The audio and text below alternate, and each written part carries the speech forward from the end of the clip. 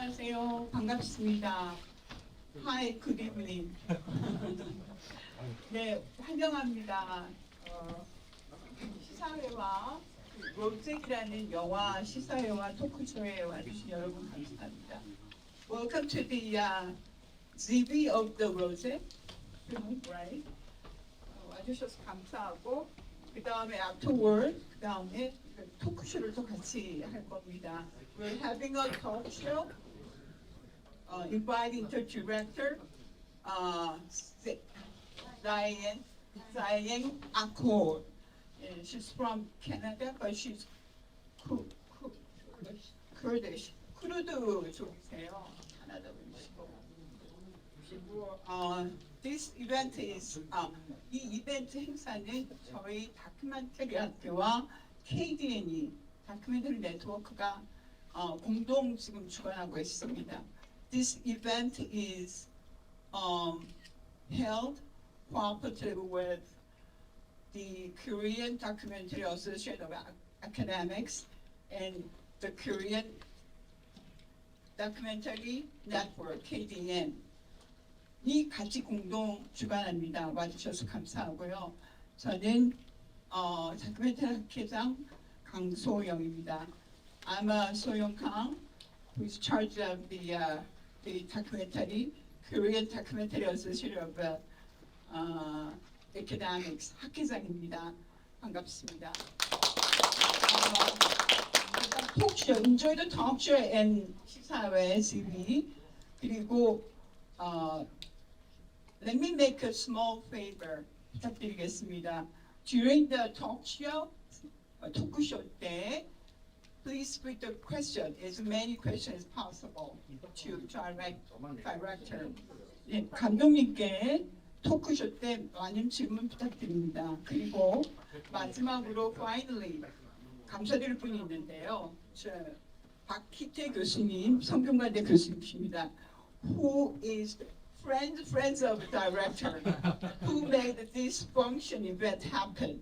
이 행사가 있게 많은 도움을 주신 박희태 교수님, 성균관대 교수님께 deep gratitude, 깊은 감사드립니다. So enjoy the CV, enjoy the talk show. 그리고 같이 공동 주관하는 KDN의 감독님이시다 회장님, 서지민 감독님 모셔도 인사 말씀드리겠습니다. 안녕하세요. KDN의 회장을 맡고 있는 다큐멘터리 만들고 있는 서지민이라고 합니다. 그래서 KDN은 다큐멘터리를 만드는 창작자들의 모임이고요. 한 달에 한 번씩 독스테이블이라는 이름으로 같이 다큐멘터리를 공부하고 또 각자의 노하우를 나누는 시간들을 가지고 있습니다. 이번 해는 특별하게 그 다큐멘터리 학회와 함께 이렇게 감독님까지 모시고 상영회와 집회를 진행하게 됐습니다. KDN을 모르셨거나 혹은 관심이 있으셨던 분들은 앞으로도 더 큰 관심을 주시면 좋을 것 같고요. 오늘 이렇게 특별하게 만나게 돼서 정말 반갑고 또 앞으로 좋은 인연으로 이어가면 좋겠습니다. 감사합니다.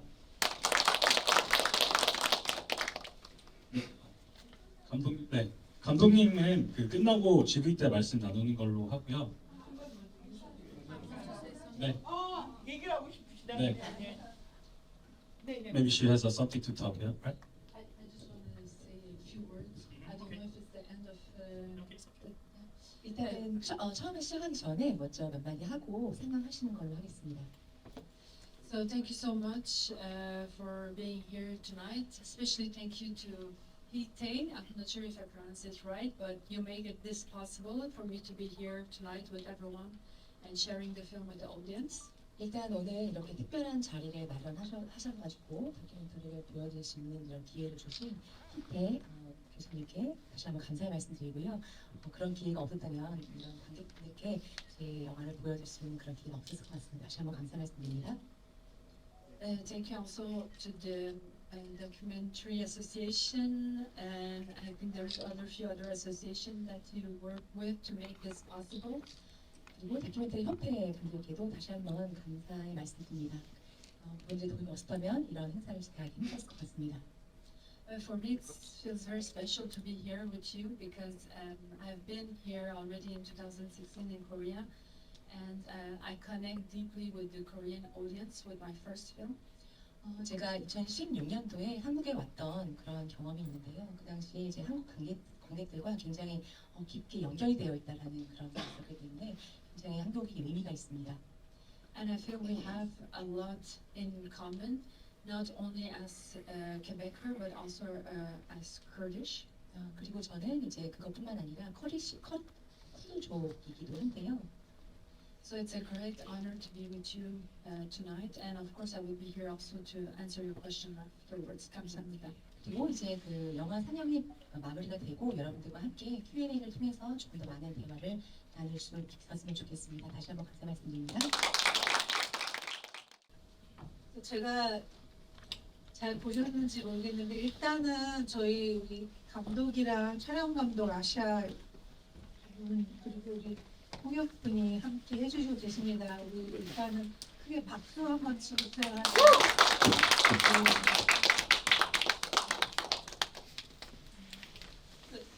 제가 일단 간단하게 한두 가지 코멘트를 하고 그리고 제가 질문할 때 제 질문은 영어로 한 다음에 제가 한국말로 제가 통역을 하는 동안 생각을 했다가 답을 하고 그리고 나중에 이제 질문을 몇 분 받을 건데요. 질문할 때는 통역식으로 해가지고 시간을 좀 줄이도록 하겠습니다. 일단 이분의 첫 번째 작품 글리스탄 그 랜드 오브 로지스가 EIDF에서 몇 년 전에 상영을 했는데 그때 보신 분 계신가요? 없으시구나. 저는 봤습니다. 저 굉장히 럭키한 사람입니다. 저 그거 보고 엄청나게 놀랐는데 이 첫 번째 작품은 여기서 보시지만 그 밀리터리 그 여자 밀리터리들을 굉장히 인티밋하게 그들의 세계 속으로 쑥 들어와가지고 다룬 작품인데 저는 그런 작품을 처음 봤었거든요. 어떻게 이런 작품을 찍었지? 어떻게 이들이 이 모든 것들을 다 공개를 해줬지 감독에게? 이게 너무나 놀라운 작품이었는데 다들 한번 기회 되면 꼭 보시길 랜드 오브 로지스. 그런데 드디어 감독을 만났습니다.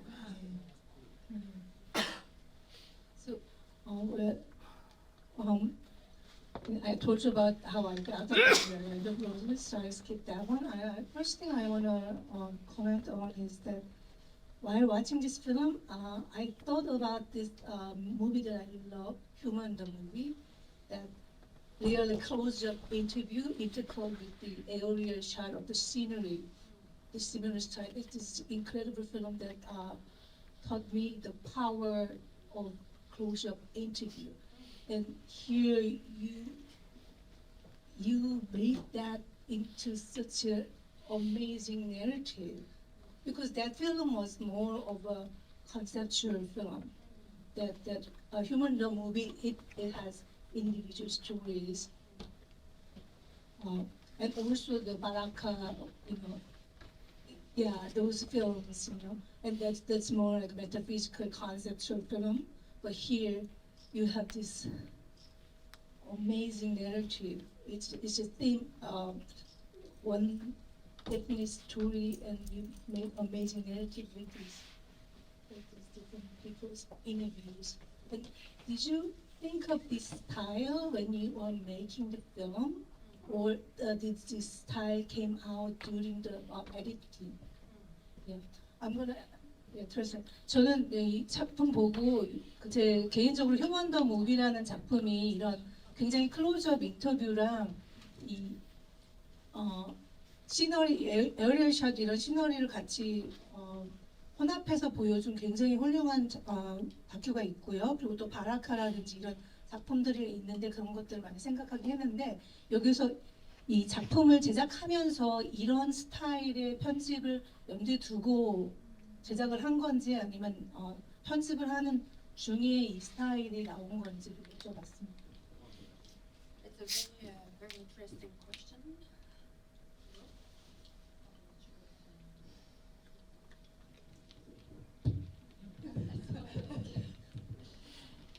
it's a very interesting question because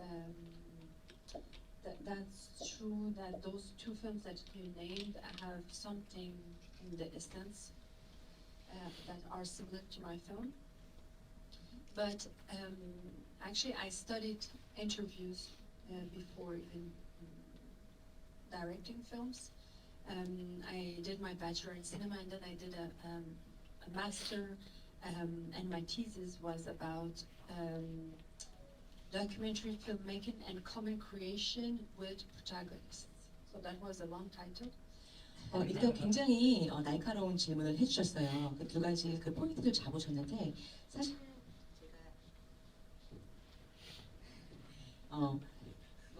제가 일을 시작하기 전에 사실은 이제 그 디렉팅에 관련된 거를 학사로 공부를 했었고요. 그런 부분을 그러니까 다큐멘터리를 찍으면서 어떻게 코멘터리를 만드느냐에 대한 부분들을 사전에 공부했기 때문에 그런 부분은 조금 입힌 부분이 없지 않아 있습니다. 굉장히 잘 이해를 하신 것 같고요. And after doing this thesis, I direct my first film that you saw, Gulistan Land of Roses. And actually, I started to do that kind of interviews in that first film. So that film was shot in 2014, and in 2016 it was actually in the IDF Film Festival.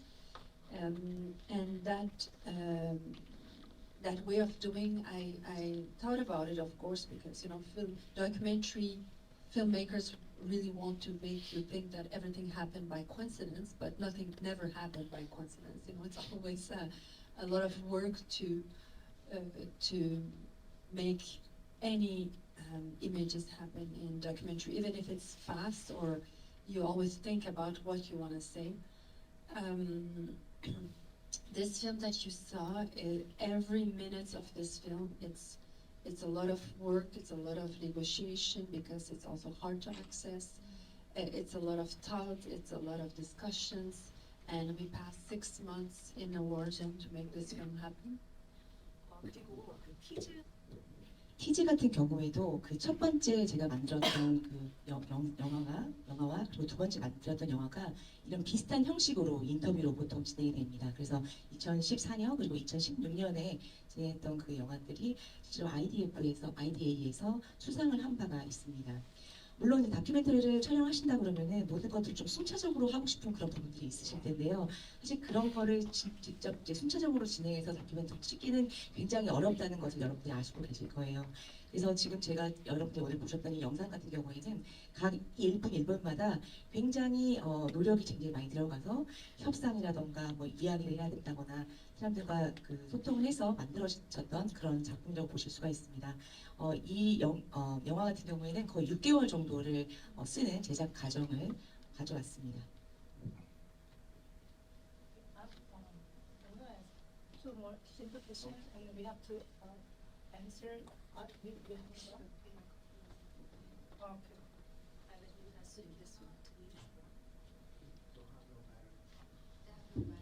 배터리가 배터리가 없어. Okay. It goes in and out. It has one bar. Anyway, yeah.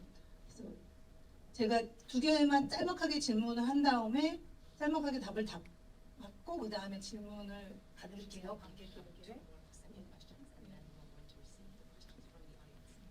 Okay. So the first question is a very simple question, maybe, but like the first closing interview, the man talking about catching birds and selling them. But we know these are the ISIS members.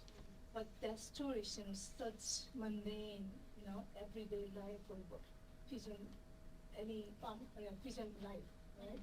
So, did you pick that story for that first scene with which intention?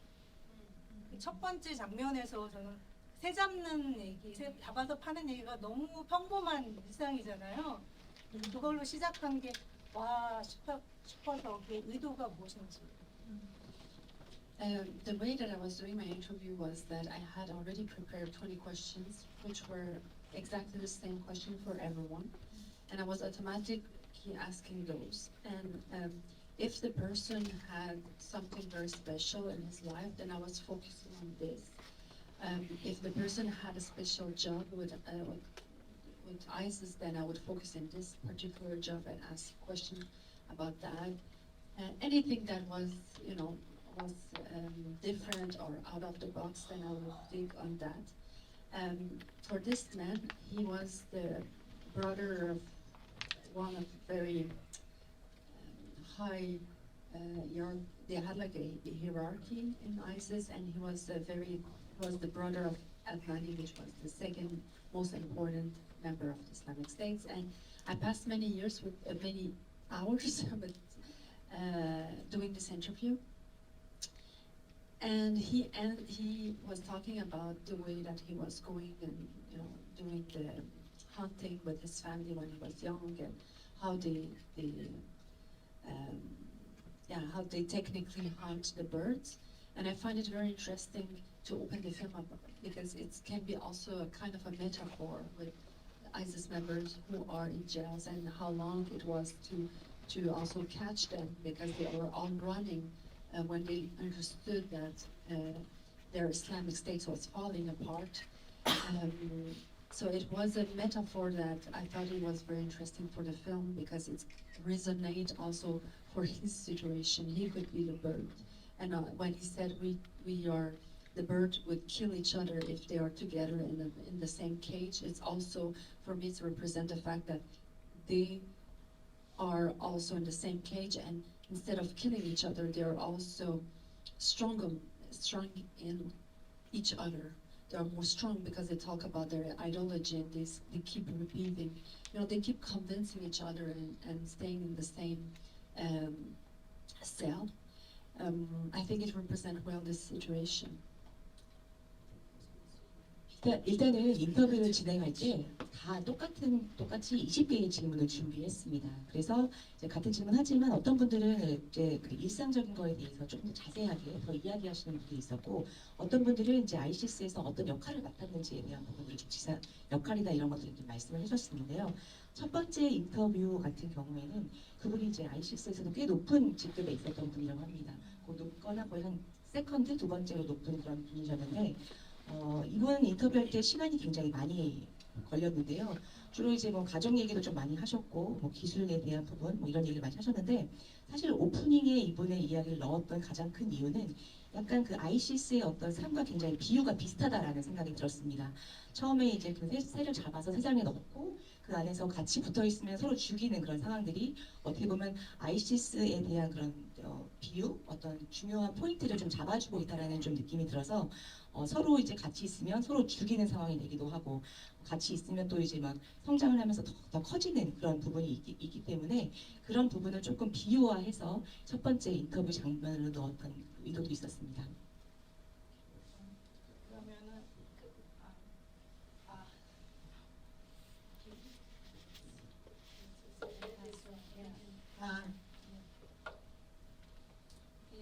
저는 첫 번째 작품을 봤으니까 바로 들어봤는데, 아마 못 보신 분들을 위해서 왜 어떻게 이 첫 번째 작품을 시작을 했고 지금 이 작품이 첫 번째 작품이랑 같이 연결된 작품이라고 볼 수 있거든요. 그래서 처음 시작점과 여기 오기까지 과정을 잘 막가게 한번 여쭤보겠습니다. So, yeah, tell us about how you got involved, how you started with your first film and how that first film led to this one. So I'm originally Kurdish, and these two films are really rooted in my origin. I'm sorry it's going to be a little bit long, but I have to tell the story for you to understand why I make those kind of films. So I'm originally Kurdish, and when I was 4.5 years old, we immigrated from a very small village from Turkey to Canada. And at that time, it was forbidden to speak Kurdish or to identify ourselves as Kurds.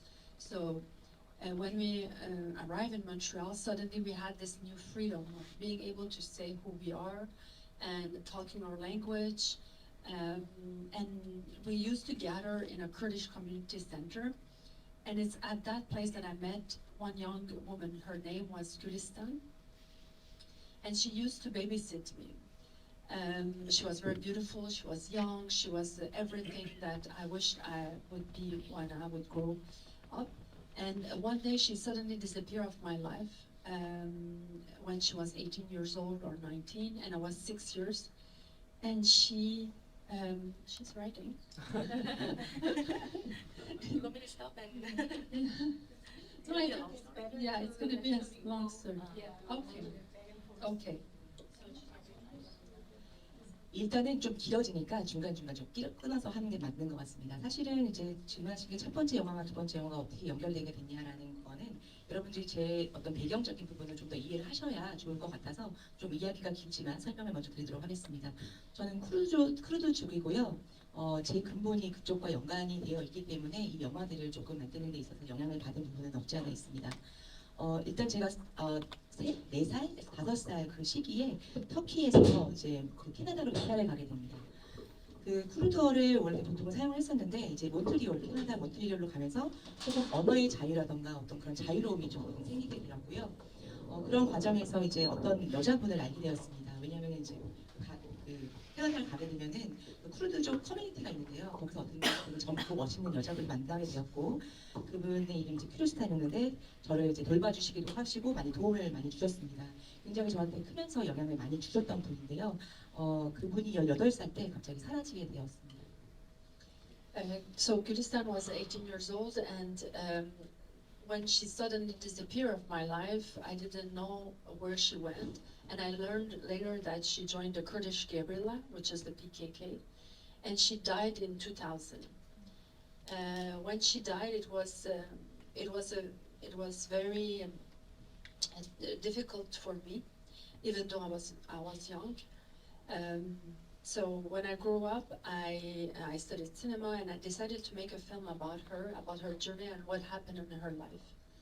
그래서 그분이 갑자기 사라졌는데 제가 어디 갔는지 찾을 수가 없었습니다. 그분이. 근데 이제 그분이 어땠냐면 그 PKK라는 그 쿠르드 쪽의 어떤 그런 민주 정당 같은 데 들어가셨는데 게릴라 같은 데 들어가셨는데 이제 2000년도에 이제 죽음을 맞이하게 됩니다. 그래서 저는 개인적으로 굉장히 힘들었고요. 크면서 이제 그 영화를 배우게 되면서 그의 이야기에 대해서 이제 생각을 하게 되었습니다. When I arrived in Iraqi Kurdistan, unfortunately, it was also the first day that ISIS attacked the region.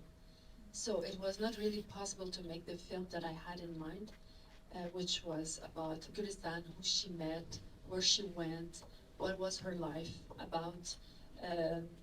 Because I would always remember my whole life. It was the 3rd August 2014. We entered the country and ISIS attacked. Everyone was running away.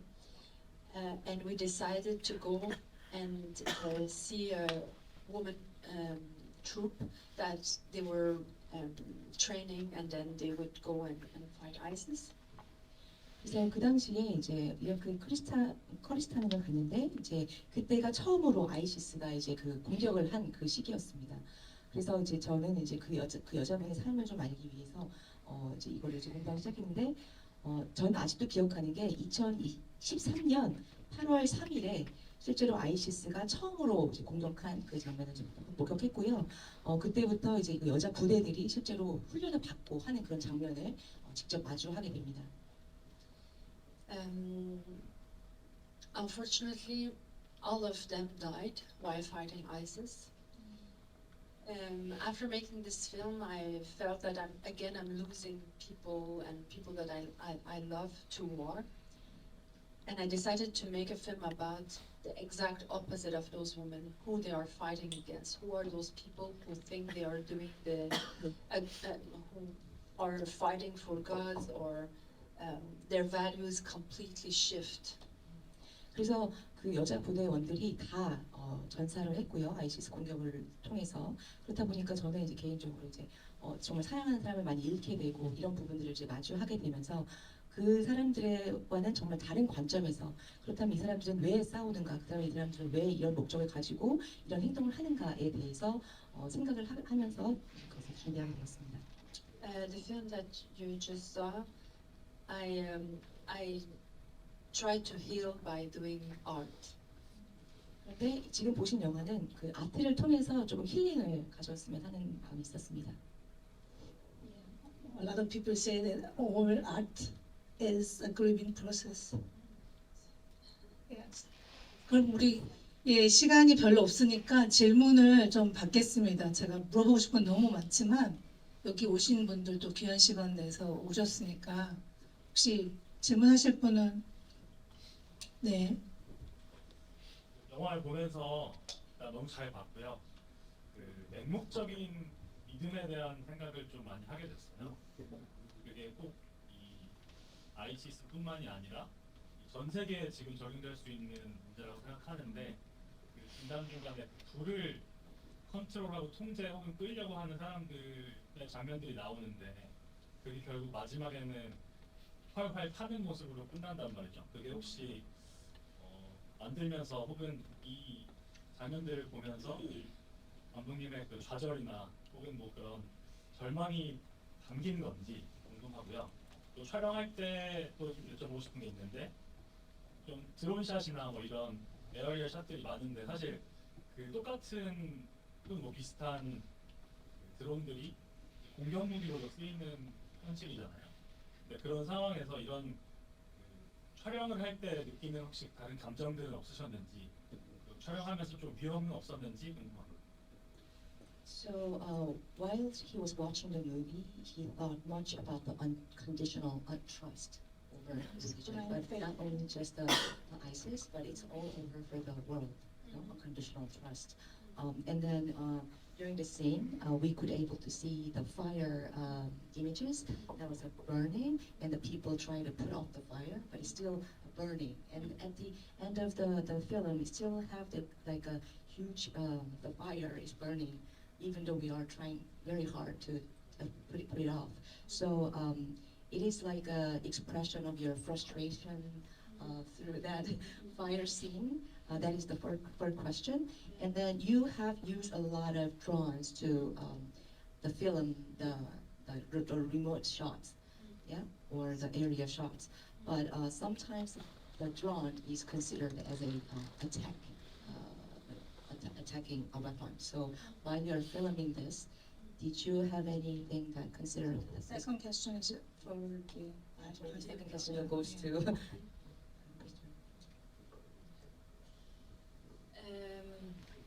Thank you for your questions. That's true. The fire were happening. Actually, it was a criminal fire, and we didn't know who was doing them, like who was starting them, because we were really in the middle of Assad government, Kurdish government, Turkish government, because we were really in the border, and ISIS sleeper cells. So it was unclear who was, because we were in the Kurdish region, so, and which were surrounded by them. So it was unclear. It could be one of them, it could be a combination of all of them. And those fires, really people were struggling to kill them. And it was, every day we would see like the smoke, and we would run to the fire and start to film it.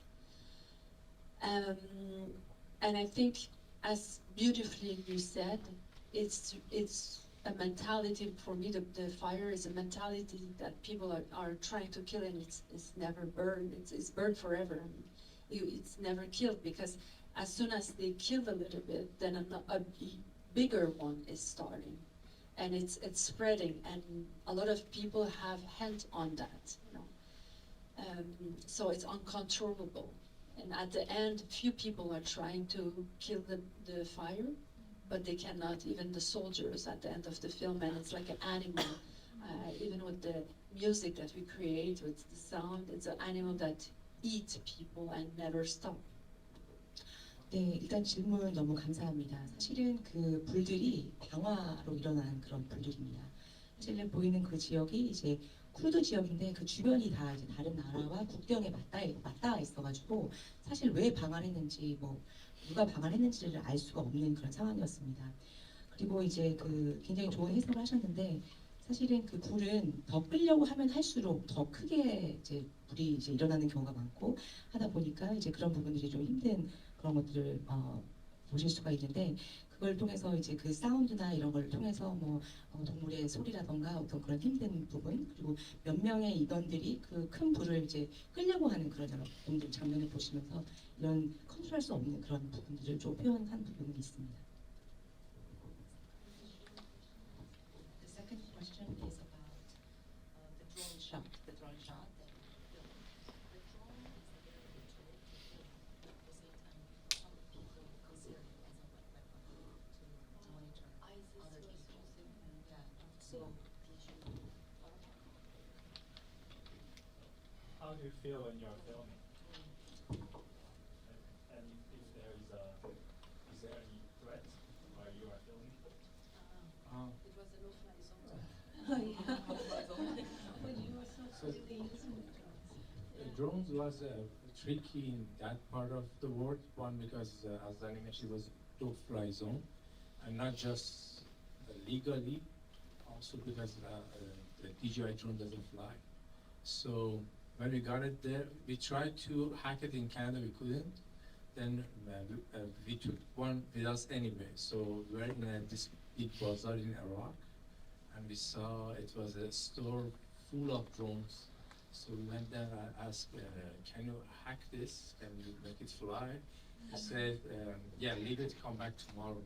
And we had nothing to lose, so we left it. And we came back tomorrow.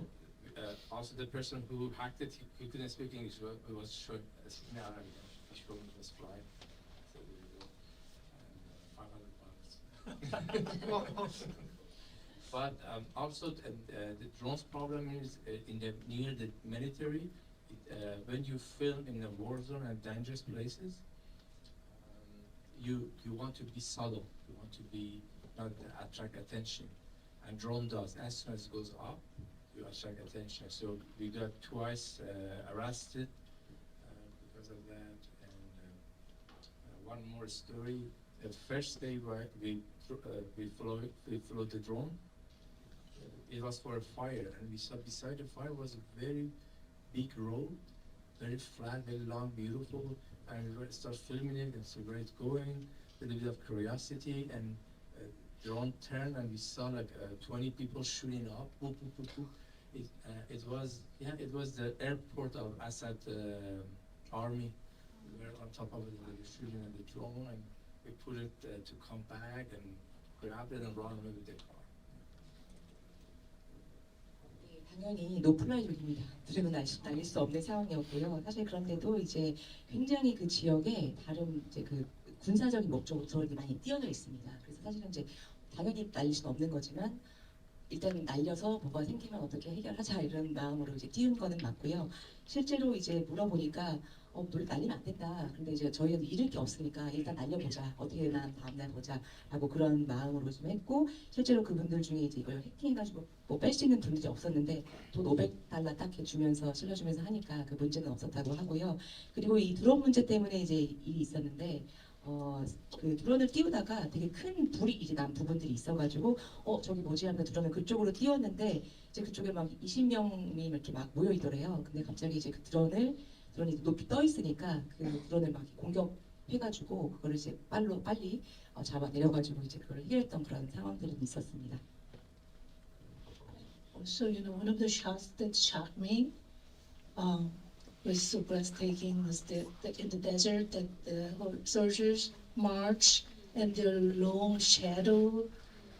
It felt like it's like animation or digital effect, but that's natural shot and amazing. And how did you catch that? Did you know that the shadow is gonna be making that effect? 기억하시는지 모르겠는데 그쵸 이렇게 걸어가는데 그림자가 길게 뻗치면서 너무 저는 와 하는 장면이 있었거든요. 어떻게 찍으셨는지. Actually, we noticed those shadows when we were filming the army while they were training because every morning at 4 a.m.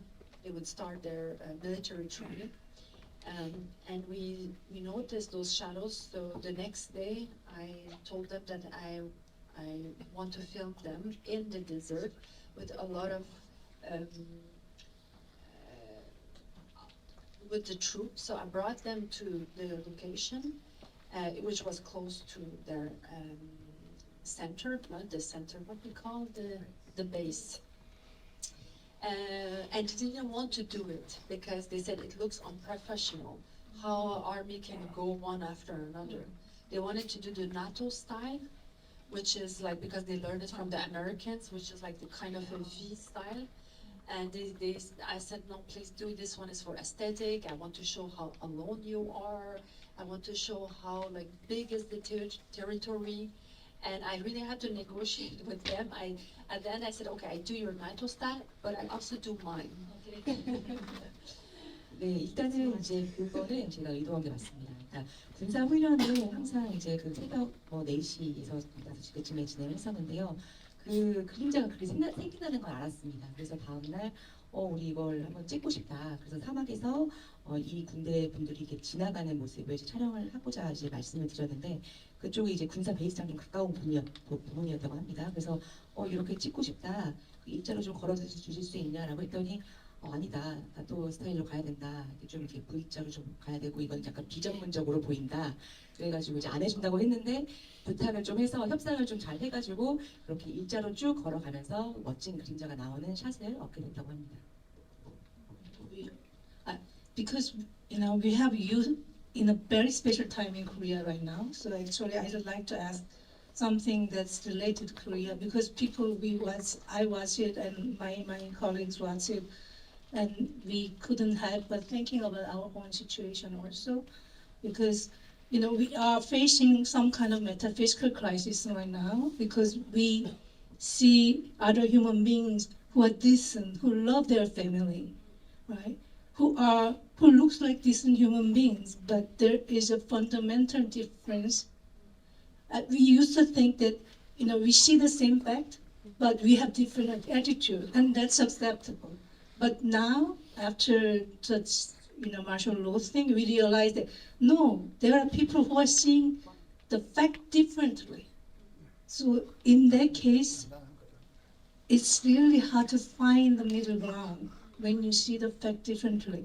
So that's a lot of Koreans, I don't know, but many of my friends and colleagues and myself, we experience some kind of metaphysical crisis, and it's been very hard. So I'm wondering, during this process, for you it's a grieving process also, but seeing those people with their blind face, telling you their life story about their loving family and wives, but then at the end they are saying that democracy is evil and we have to kill them to go to the paradise with virgins. And what that makes you think? In the beginning, I know that you have this huge passionate mission to let this story out, but in the long process, do you feel like, can you make a difference? It's a very big question. Yeah. If I can make a difference, I'm not sure if I can make any difference. But I think as a human being, I grew. I learned a lot in a sense of when you're in front of someone who completely think differently than you, then you start to question yourself. You start to question, okay, what are my own brainwash? Because none of us are born with or values that you have right now. I have different values you have, but we have a common ground, which is the good is good, the bad is bad, killing a human being is bad, Everyone, we can agree on that.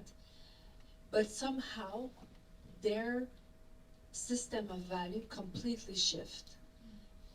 They are a human being, but at their worst. So they're out of their humanity. It's like any other killer. How do you find the human in this human that is still a human to me? It's just is someone who is at the worst. It's like any killers, and jails are full of those. And in this case, they are also brainwashed with ideology, so they strongly believe in something. And it was so weird because you talk, we don't experience that often to talk to people who don't think like us. So I was in front of people who think that I am brainwashed, and I was in front of them that I was thinking they are brainwashed. So how do you have a discussion? How do you open up to have a discussion? 일단은 이제 인간으로서 이제 배우는 거에 대해서는 이제 다른 식으로 이제 생각을 하고 여러 가지 이제 다른 방식으로 이제 생각을 하게 되는데요. 그렇다면 이제 스스로 질문을 하게 됩니다. 과연 저와 정말 다른 생각을 가지고 있는 사람들을 보면서 저 사람은 왜 세뇌를 당했는가? 그리고 반대로 그렇다면 나는 어떻게 세뇌를 당했는가에 대한 자신의 가치를 좀 생각해보는 그런 상황이 되는 것 같습니다. 물론 인간으로서 좋다 나쁘다, 예를 들어서 살인은 나쁘다라는 어떤 공통점은 있지만 그 어떤 가치를 따르느냐에 따라서 정말 다른 방식으로 지금 그게 발현이 되는 거거든요. 그래서 인간에 있어서 어떻게 보면 되게 좋은 사람인 것 같지만 그게 결국은 뭐 살인자라던가 킬러라던가 굉장히 나쁜 것들을 하는 것들로 이제 발현이 되는 그런 상황들이 있는데 그렇다면 그 사람들은 어쩌다가 그런 생각이 됐는가, 어떤 세뇌를 받았는가 이런 생각을 좀 하게 되는 것 같습니다. 그리고 여러분들은 사실 그렇게 정말 나와는 다른 생각을 가진 사람들을 만날 일이 많이 없잖아요. 그러다 보니 오히려 더 이런 부분을 조금 마인드를 오픈을 해서 생각을 해보는 그런 과정이 좀 필요할 것 같습니다. 지금 교수님 선생님 질문하신 부분은 지금 현재가 저희가 이제 정치적인 상황 때문에 굉장히 다른 생각을 가진 사람들이 많고 이 중도를 좀 잘 지키기 위해서 어떤 것들을 해야 되냐, 뭔가 솔루션이 있냐 이런 것들 질문하셔가지고 요 답변을 해주셨습니다. So I don't know much about the Korean situation and the relationship with North Korea, South Korea, or what you are referring to. But something that I experience is by talking to those people that I was not trying to convince them to anything. They are already in jail, so I couldn't tell them what you are thinking is completely wrong, because he also wanted to tell me that. So I decided to just ask questions and try to understand his process of thought. So if he says, yes, it's good to kill, then I would ask, so why do you think it's good to kill people who don't think like you? So I wouldn't say it's bad. I would just say, why do you think? So I would just follow his process of thought till we arrive to the end of it, you know. And I think even though I wouldn't understand, you know, like what he's talking about, what is this paradise? Why he has to kill everyone to go to paradise, and why all this brainwash that they were telling me, I couldn't understand. But at least what I get is that I understand how they think. So if you understand how someone thinks, then you can maybe think about how you can find the tools to fight it. 그래서 지금 현재는 제가 한국 상황이 지금 어떻게 되는지 모릅니다. 뭐 남한이나 북한이 어떤 상황이고 이런 것들은 이제 제가 모르는데요. 사실은 제가 이제 굉장히 많은 사람들, 그 감옥에 있는 분들을 이제 인터뷰할 때도 제가 어떤 확신을 주거나 이런 것들이 아니라 그냥 그분이 이미 감옥에 있기 때문에 옳다 그르다를 뭐 제 생각대로 이제 반영을 시킨 건 전혀 아니고요. 질문만 하고 그 사람들이 이 질문을 답할 때 어떤 생각의 프로세스를 가지고 그걸 대답을 하느냐 그런 부분들을 조금 이해를 하려고 노력을 많이 했고요. 살인을 했대요. 그럼 왜 죽여야 했을까? 그 죽여야 하는 과정에서 어떤 프로세스를 통해서 그 사람들을 죽었고, 그리고 물론 제가 그걸 이해하지는 못합니다. 그분들이 말하는 파라다이스가 어떤지 뭐 그런 부분들을 뭐 이해할 수는 없지만 그 세뇌를 당했던 그 과정이 왜 그랬을까 이해를 하다 보면은 조금 이제 그 사람들의 생각이나 이런 부분들을 왜 그렇게 하게 되는지 좀 이해하게 됐던 것 같습니다. 그래서 그런 것들을 활용해서 이걸 도구로 사용해서 이런 인터뷰를 좀 진행하고 그 사람들이 이해하려고 했던 부분이 있습니다. 저희가 지금 극장 여기 분들이 저희 때문에 남아 계셔서 죄송하지만 지금 랩업을 하고요. 이 2차 가셔서 더 많은 질문들을 하셨으면 좋겠습니다. So we gotta wrap it on story because we don't have time.